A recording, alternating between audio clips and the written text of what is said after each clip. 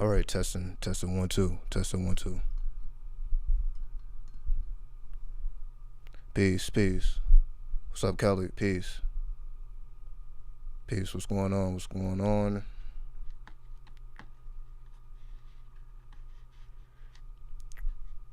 Just checking in real quick. Just to give y'all a quick update and hopefully get a channel in. But let's put on some background music. Alright.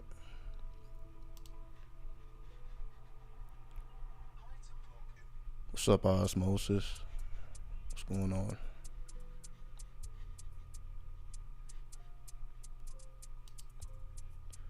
Alright. So, it pretty much took me all day to figure out how to get this set up. What's up, Mystic? So first and foremost, can everybody hear me clearly? So let me first and foremost establish that y'all can actually hear my voice. And can you also hear the music in the background?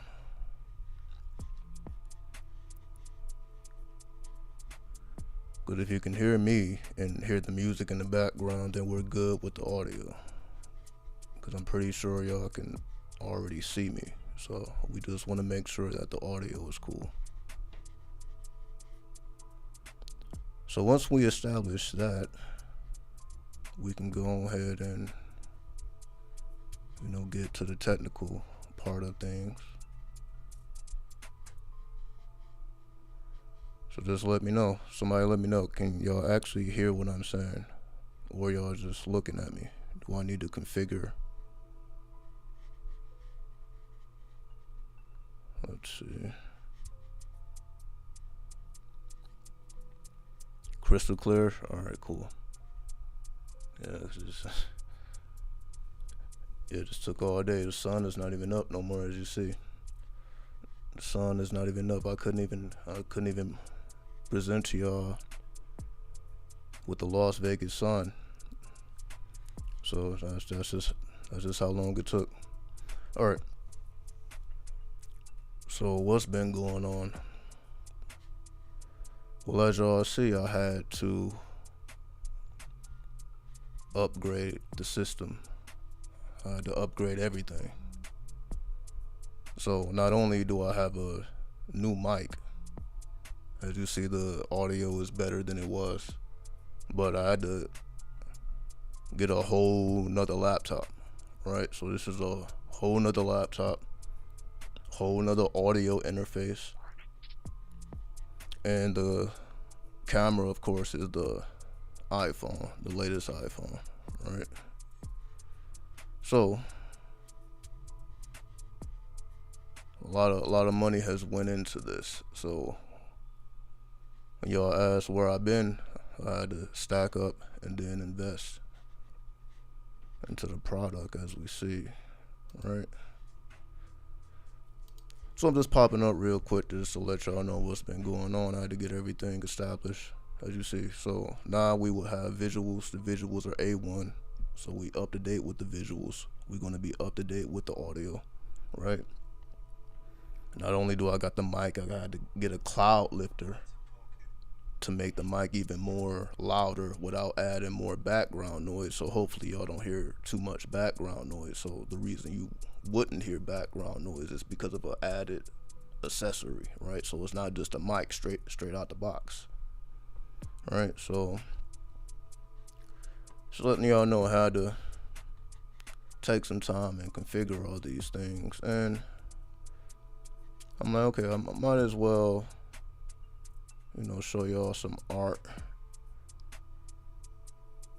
Also been cooking up some art, so I may show y'all a couple pieces, while we doing a presentation. Well, not necessarily a presentation, just a download. And again, we don't want to, be here too long. Again, just wanted to let y'all know that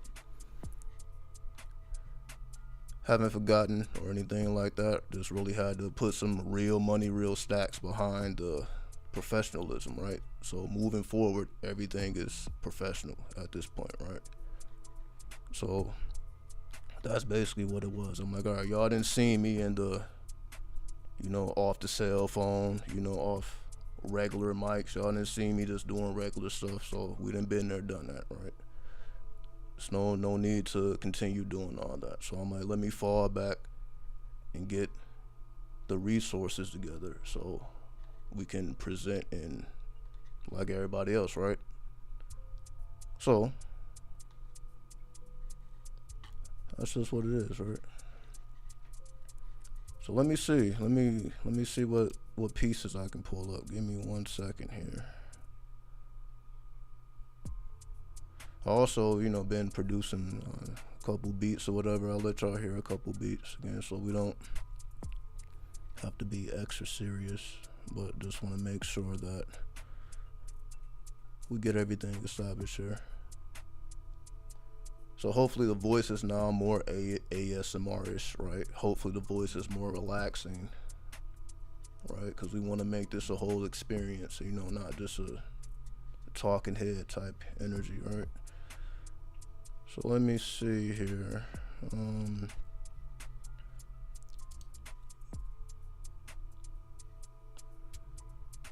go back to here.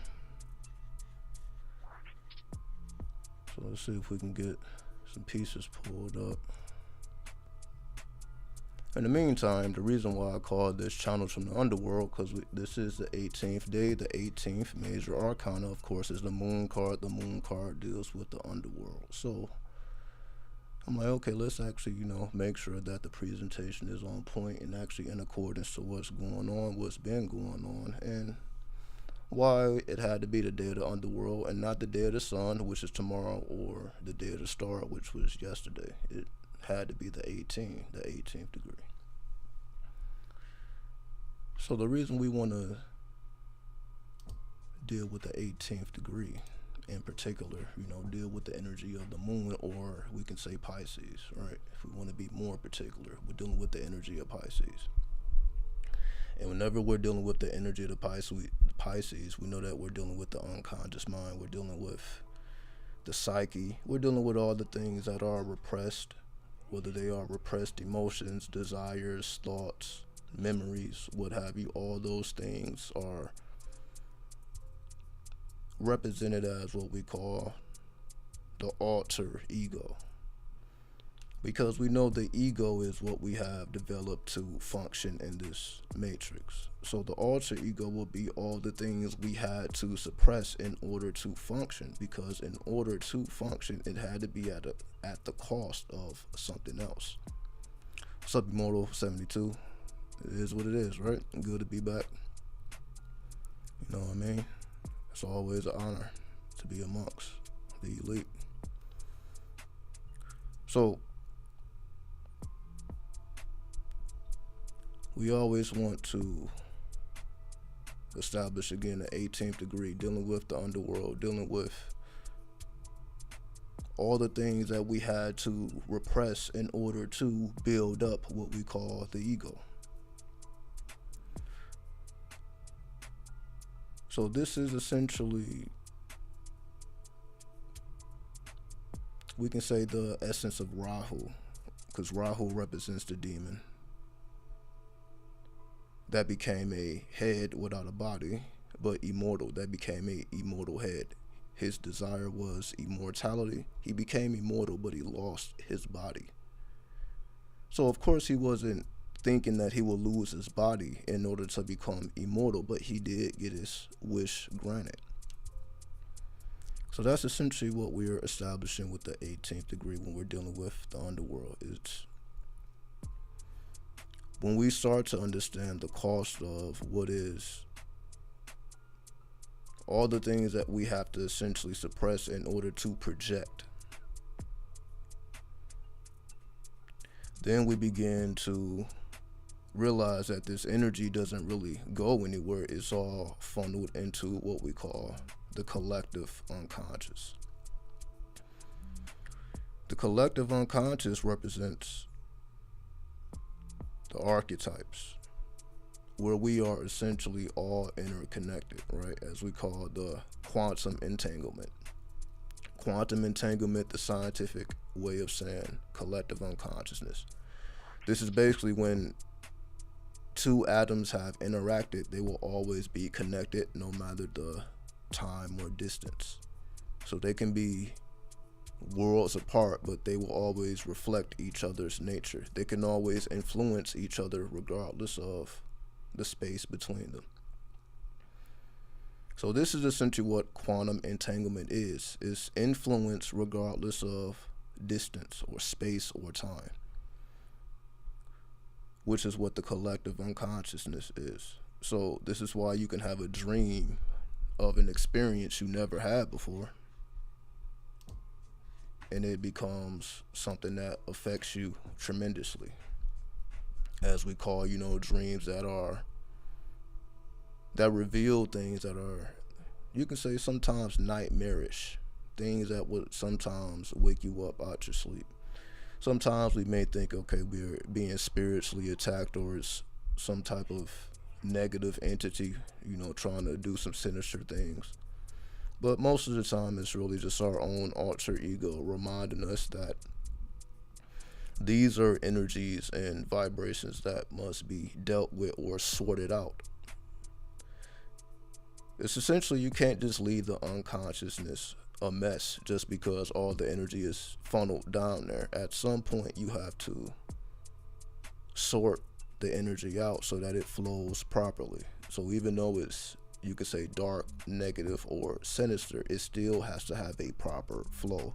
And that's what we learn when we begin to deal with, sciences like the clip-off or the citra aqua, where we see that in order for the light to even be in existence, it had to come from the dark. So in order for, you can say, the angels to do the magnificent things that they do, they had to be held down by the demons or the archdevils. In order for the archangels to function, the archdevils have to do what they do. So it's all a interconnectedness.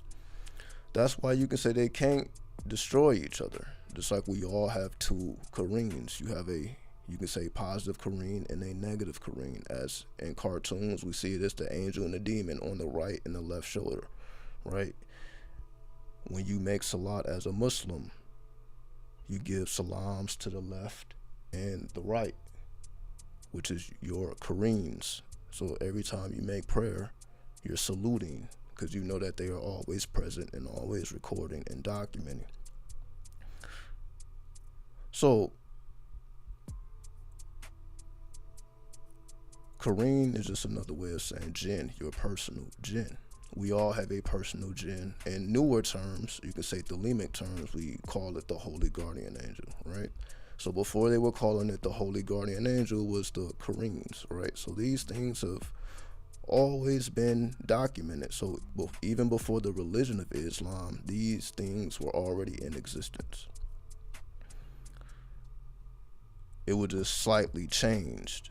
So instead of two Qareens, you had one Qareen. And instead of the Qareen being a entity that's separate from you, it became something, you could say, like a demon or something minor.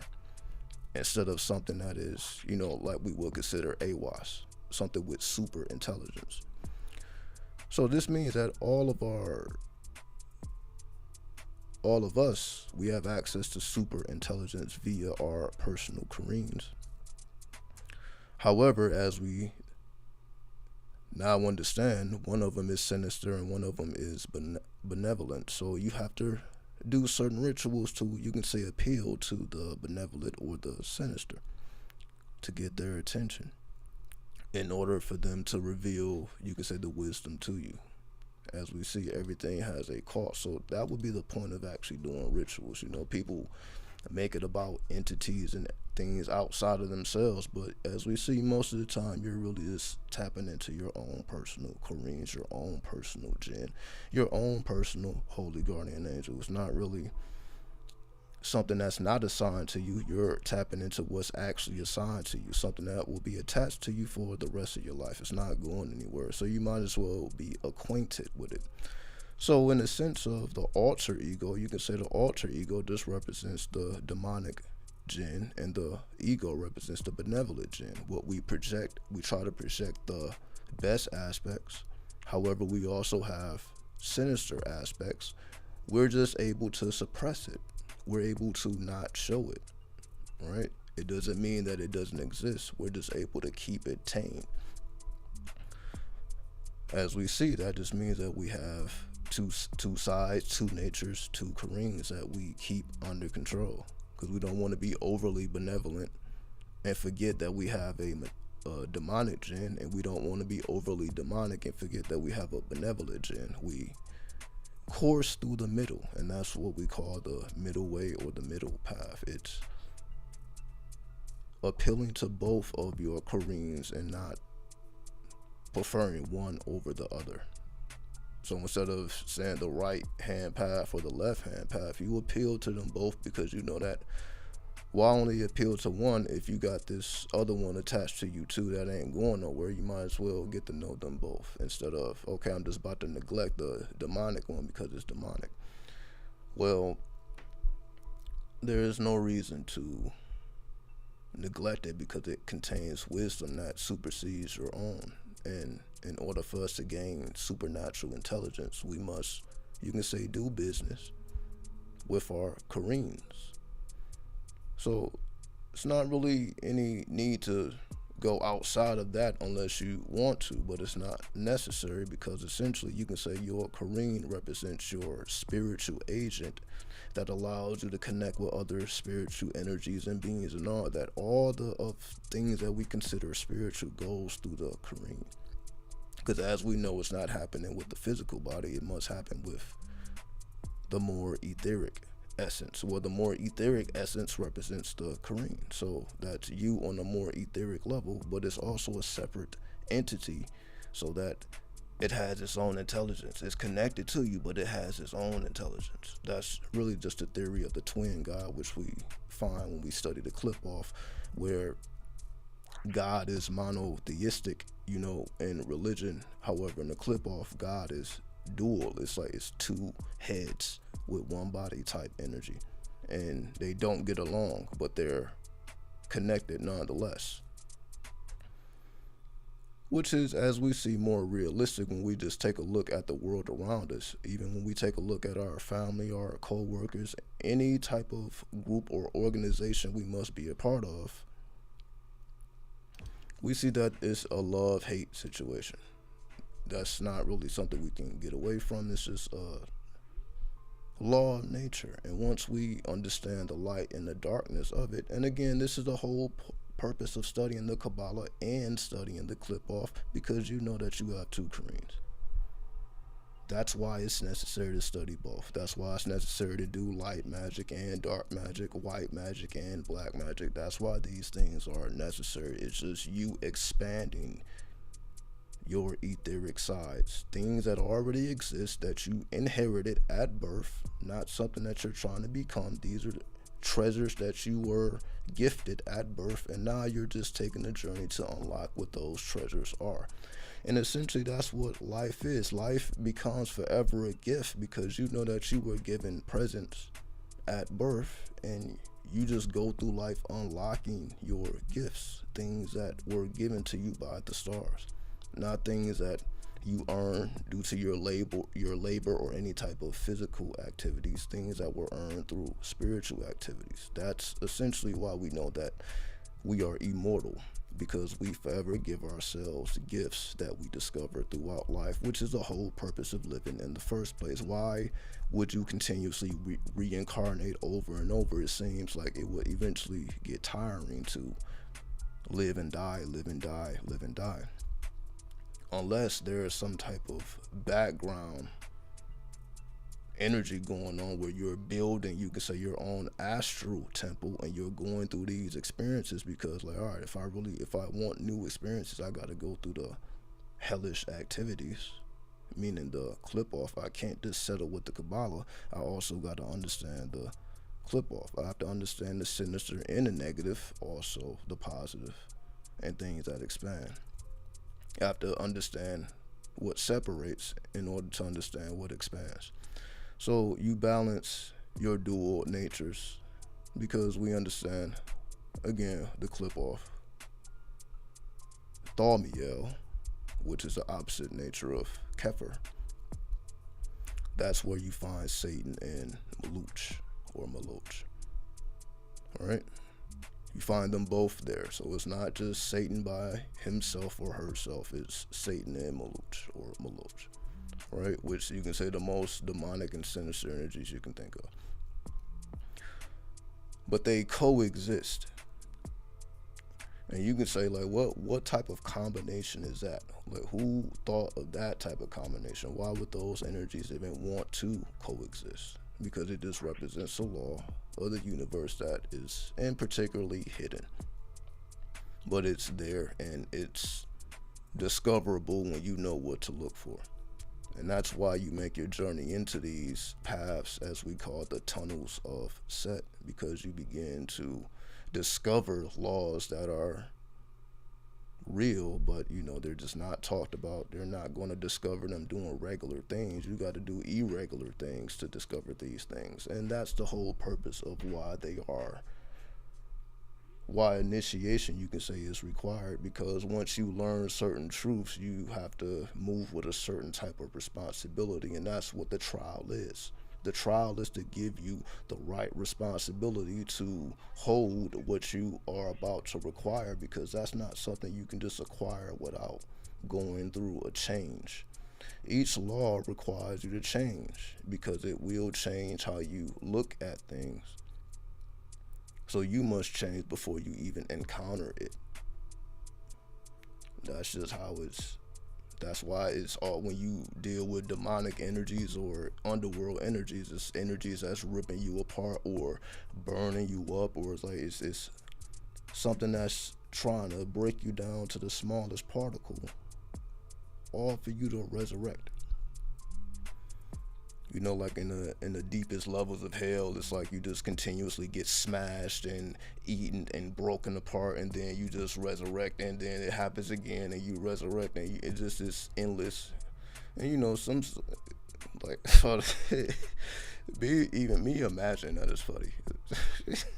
Okay, some people will find that, like, oh, that's pretty crazy, but it just tickles me. I'm like, okay, so you just have no way of escaping this torment. And I'd be wondering, like, what do you possibly have to do to suffer these torments that require levels to be created? Because it's not just one big ass hell. It's levels to it, depending on the type of sins you committed.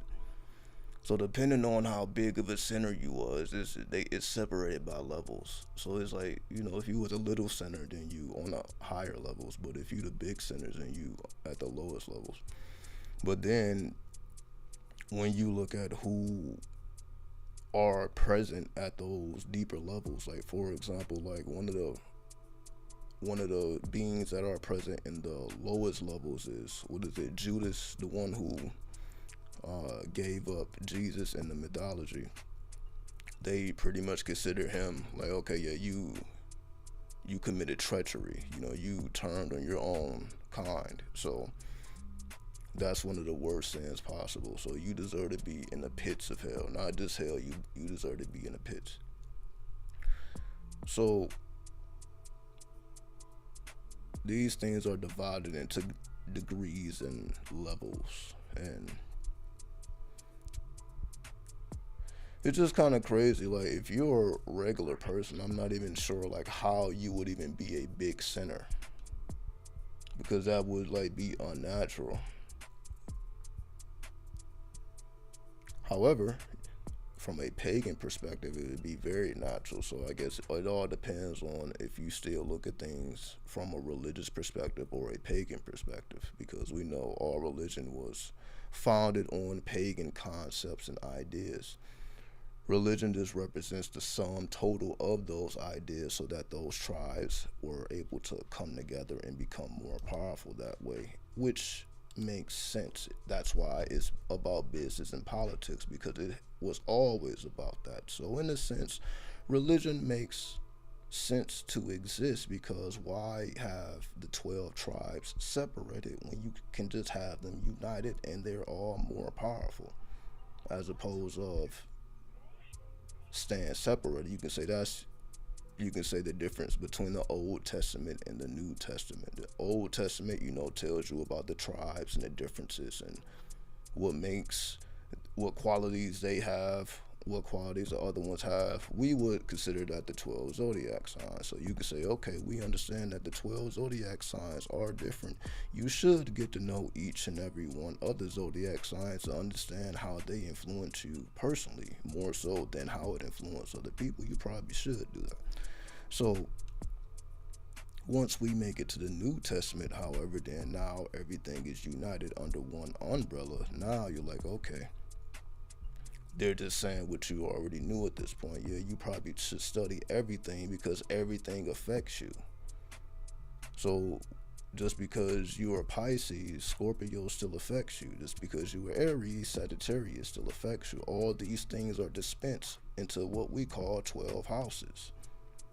So we are affected by all 12. Might as well study them. Might as well know what energies they bring to the table, because you can better understand how it's dispensed in your particular life. Once you understand the themes of your houses, like, okay, well, if my 9th house is ruled by Leo, that means my creativity will be directed towards seeking truth, publications, higher learning, long distance travel.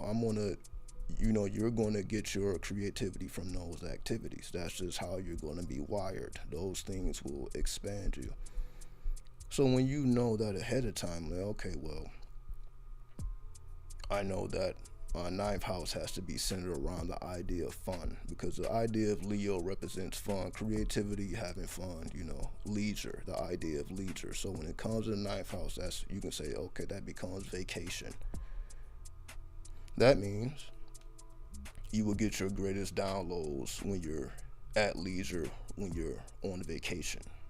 So you see how we're able to put these concepts together. So because we already know about Leo, then like, okay, well, that's the theme of my 12th house. So, okay, well, because I already know these concepts, I know how I should move in the 9th house in order to activate it and demonstrate the energy that it was attempting to manifest at the time of my birth. So these are the things that we begin to study, like what was trying to manifest at the time of your birth, because you represent that moment in history. You represent the manifestation of a certain moment in history. So the more you reflect what's already there, instead of you trying to become, whatever concept or whatever idea you think you should be, when you focus on what you already are and then manifest what already was, then you become united with the past, present, and future. Now things begin to make more and more sense, because you are dealing with the law of correspondence instead of, dealing with things from an individualistic perspective.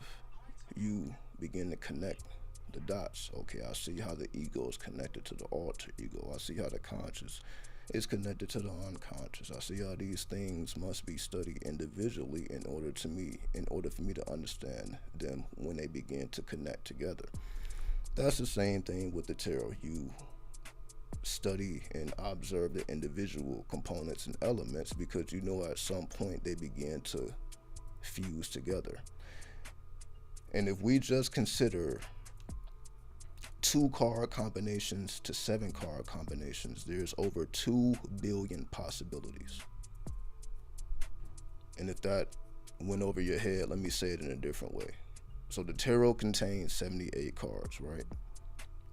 So if we make 2 card combinations all the way up to 7 card combinations of different combinations, there's over 2 billion possible combinations. And that's just up to 7 cards. Imagine if it was 16 combinations, 16 card combinations. We just going from 2 to 7. So that just lets you know how vast, when you really know what you're dealing with, how vast you can go into it, because that's why it's called the Book of Thoth. That's essentially what it is. All the secrets are contained within the Book of Thoth, once you really understand what you're dealing with.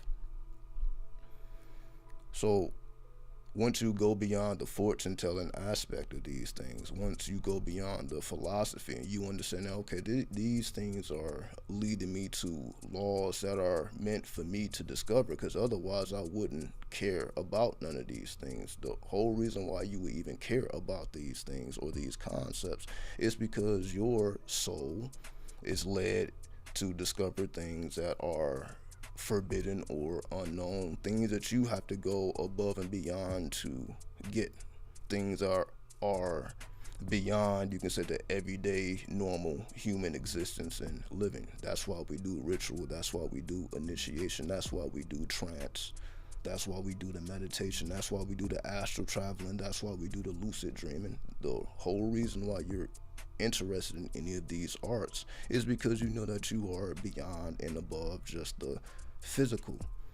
If we take it to the Kabbalistic aspects, we have 4 worlds.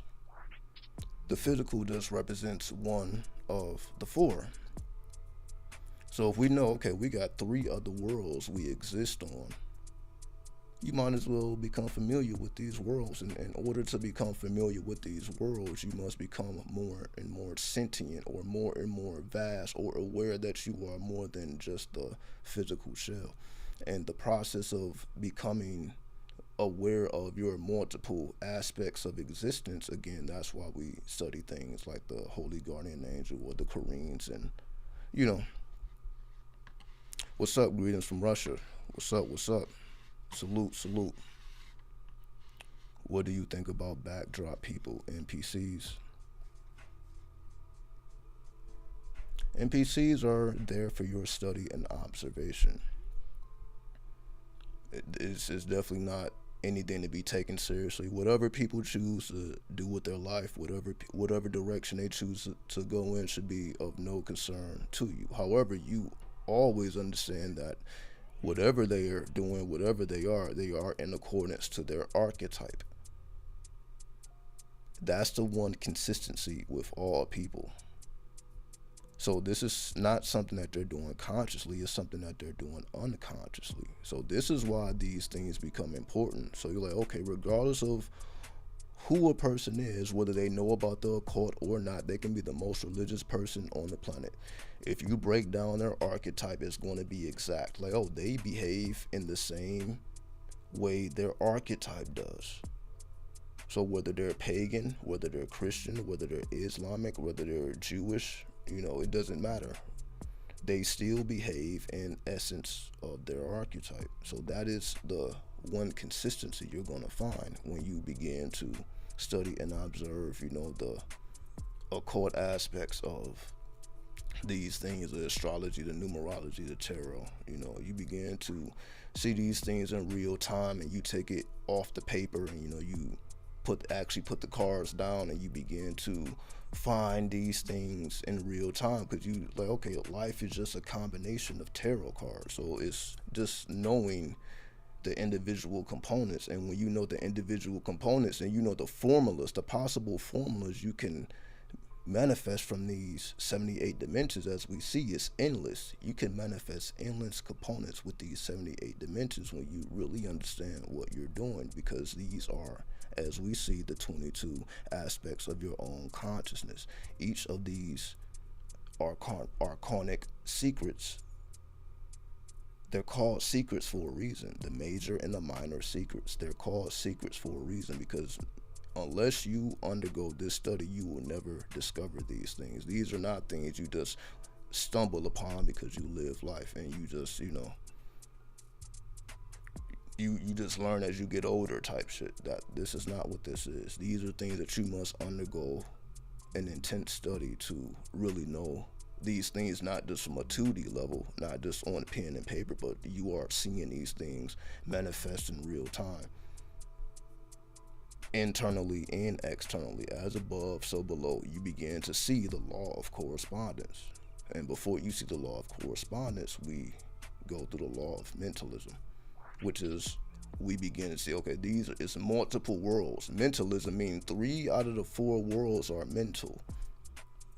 So the only world that's physical is one out of the four. Three out of the four is mental. So that's why the first universal law is the law of mentalism. So once you understand three out of the four are mental, then you understand the law of correspondence. Well, in order for me to become more mentally invested into these components, then I must make these correspondences on the physical plane. And that's what magic is. You begin to physically do things to, you can say, build up your magical currency so that you can become more aware of what is occurring on these dimensions, because we exist on these multiple dimensions. We're just not aware of the activities that are taking place. However, when we become aware of the activities that are taking place and eventually become in control of the activities that are taking place, then we begin to see, okay, as above, so below, the law of correspondence. So it takes a little time, as we see. It's a art that you must become invested in. These are not things that you just, find out. These are things that you must, like a art, like any art, you're gonna have to invest your $10,000. So that, but that's with any art, right? So this would be no different. So that's why astrology is considered an art. Numerology is considered an art. It's not just a science, it's also an art. It's the bridge between science and art. If you can understand this, you can understand science, but not also. When you understand astrology or the occult numerology, when you understand these things, then it's easy to understand art. It's easy to understand science because you understand the inner components of how they both work. Because you already then went through the path yourself mentally. So you know how to activate your art because you're like, oh, that's the 14th degree.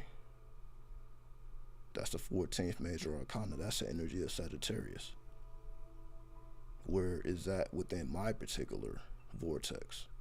How do I tap into Sagittarius? I know Sagittarius exists outside of me, but how do I personally tap into the Sagittarius that I'm connected to, or my particular degrees? Because that's what's connected to me anyway. The degrees don't change, right? The degrees change when you observe your progress chart, but if you're just looking at your natal chart, the degrees stay the same.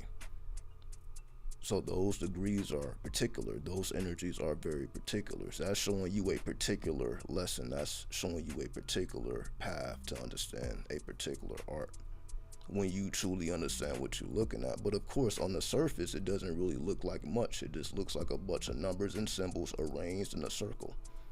So it's easy for it to be taken for granted. Numerology is a bunch of numbers. The numbers have meanings. It's easy to look over these things, and that's why the 85% overlooks these things, because it's easy to take these things for granted, because it's like there is just no way that you're telling me that numbers have magical qualities. You're talking about the numbers that I interact with every day have magical qualities. It's not an easy way to introduce people to that. It's something that you have to really come upon a discovery on your own. You have to become sensitive to the various frequencies, and that's something that you have to undergo and study. It's going to take a little time for you to know the difference between the 1 and the 9. Well, how does this frequency differentiate from that frequency? How do you distinguish that from that? How do you recognize this and separate it from that?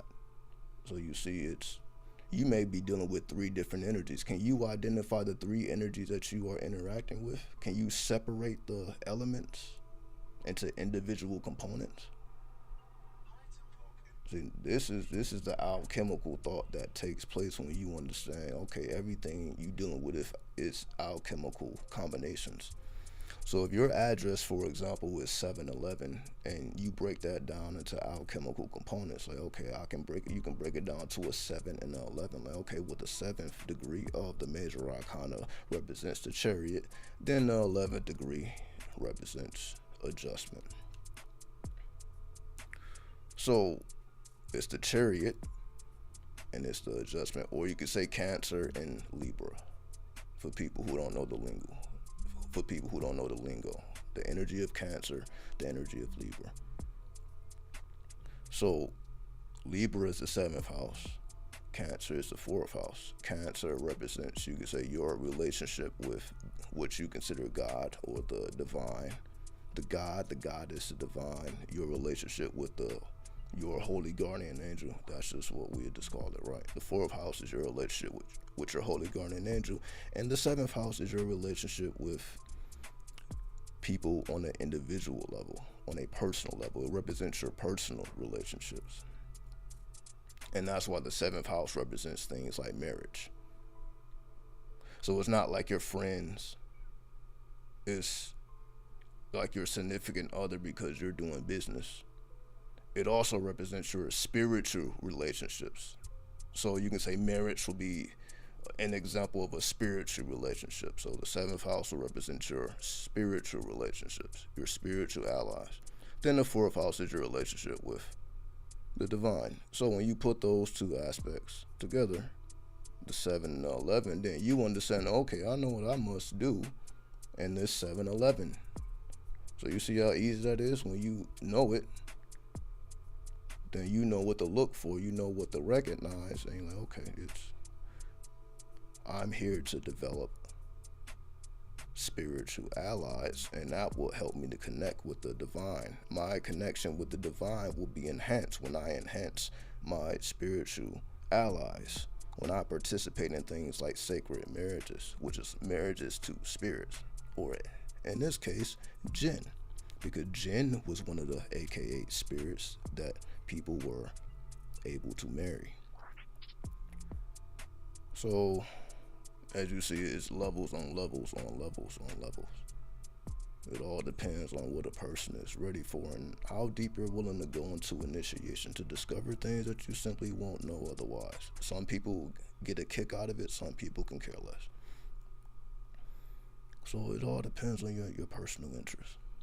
Some people prefer the angels, some people prefer the demons, some people, Kabbalah, some people prefer the clip off.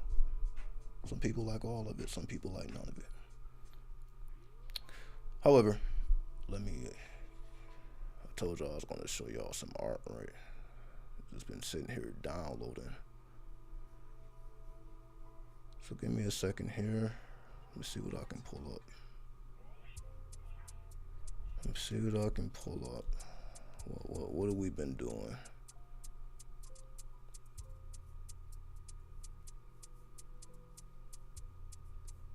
Let me move this out the way.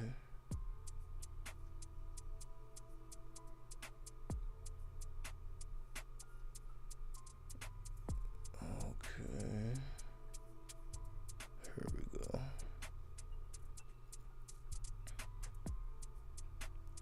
Alright, so this is going to be the thumbnail to this video. I was supposed to put this up, but I didn't. But this is the thumbnail.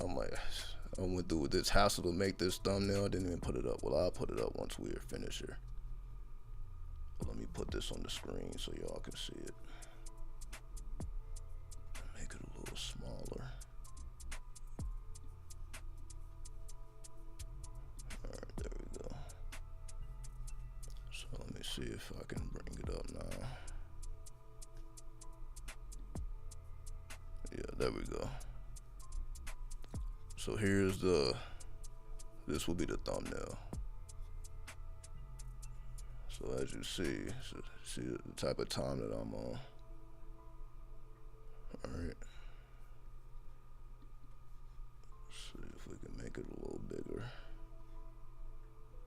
There we go. Some holy sin. Alright. You see the holy sand, you see it looks sinister, but then you see the wings. So yeah, that's the type of time I'm on. Like just the twist up the mind. You're like, what do you consider holy? What do you consider sin? Because as you see, it becomes a personal revelation when we realize that's where it all came from anyway. As we just said, the 4th house represents your personal connection with the divine. So what if in your personal revelations you start seeing stuff like this? You start seeing a fusion, like, okay, it's not fully demonic. So it's part angelic, part demonic. What do I do with that? But you see, it's just conveying a higher truth. When you take away all the fluff, it's just conveying a higher truth. And when that becomes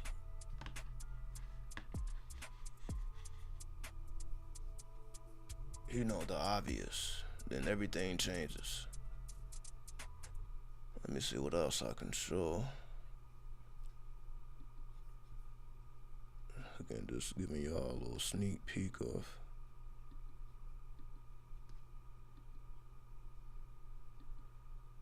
all these things that take a little time to manifest.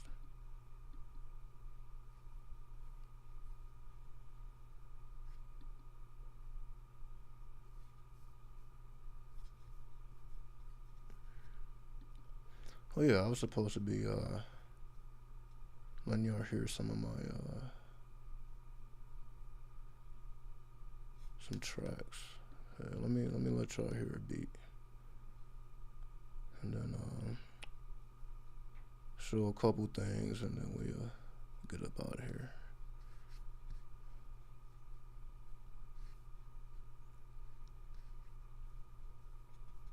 Again, I do want to share some of this with you.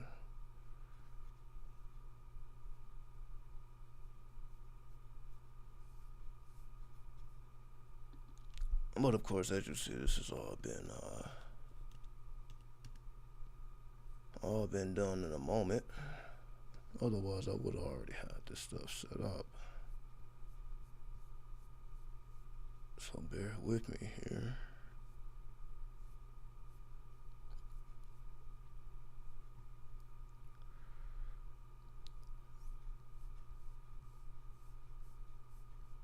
Let me turn this back on. I'll play that one more time.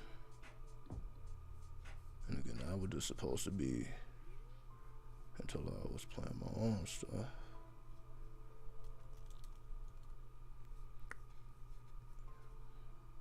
But as y'all see, we were able to make these transitions and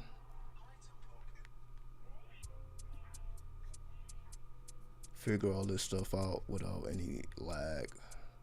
So hopefully y'all haven't been seeing any lag. Hopefully the audio has been consistent, so y'all see it pays off. Let's see.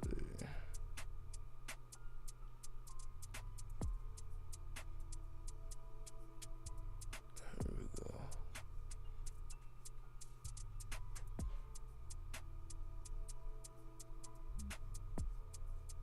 Okay.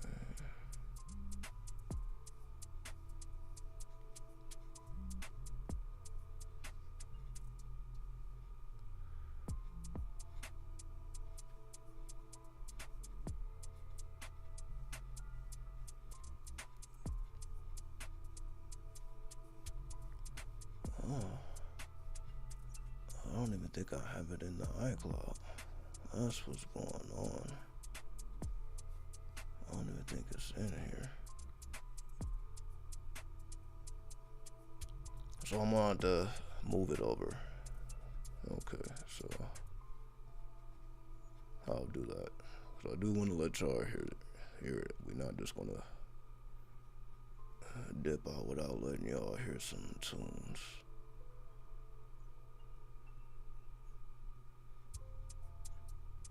I may have to pull out the iPad on y'all.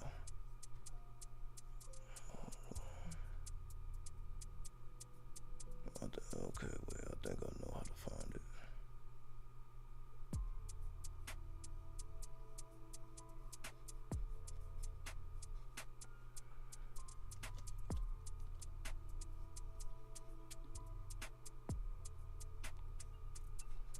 Okay.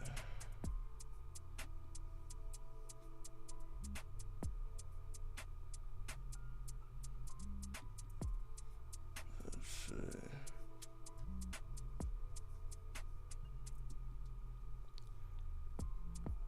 So again, while I'm pulling this up,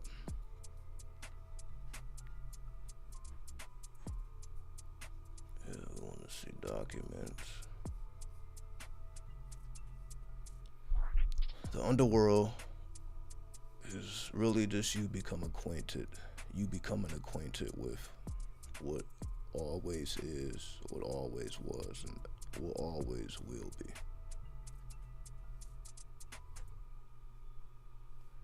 Alright. As we become more and more advanced, then we begin to discover more and more of our chart. Because, for example, we know that there's way more going on than the 10 planets. So as you become more advanced, you just begin to see exactly what's, you can say, the asteroids. We just put it in those terms. Once you fill up your chart with asteroids, now your chart, it begin to get kind of crowded. You like, oh, it's a lot more going on than you realized. So now you're looking at the planets and the mini planets, because the asteroids are just mini planets. So now when you're looking at the planets and the mini planets, you're like, oh, the mini planets are influencing the major planets. Now you got the major and the minor once again, right? So you see, there you go. So now you got an extra layer of definition when you kind of feel like, okay, I got the 10 planets now. Well, now you get to see what is influencing those 10 planets. Now you are, the mini planets, you can say, have a more subtler effect on you. It's more, you can say, on the mental world, it's more of those 3 out of 4 worlds, right? Atsaluf, Bira, Yetzirah, not just Asia, right? If we want to use the Kabbalistic terms. I just need to search.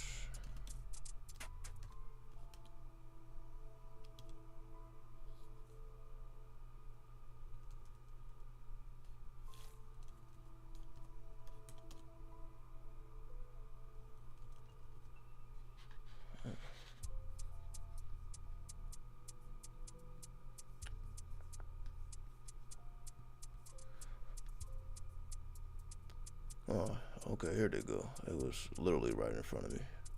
Good.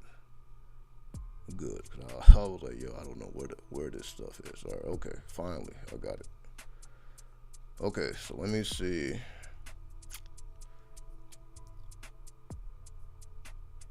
We'll start with this one.